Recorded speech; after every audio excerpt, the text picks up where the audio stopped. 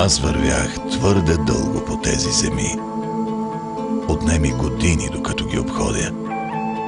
Вървях по римски пътища и преминавах по мостове над буйни реки.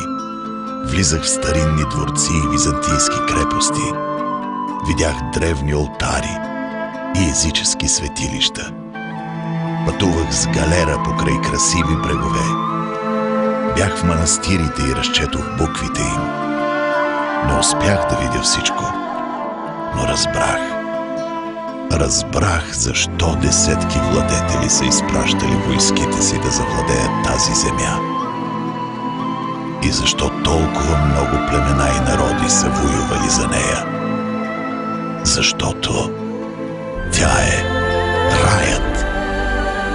Хората, които живеят там, са дали повече, отколкото са взели. Затова е тяхна. Това са българите.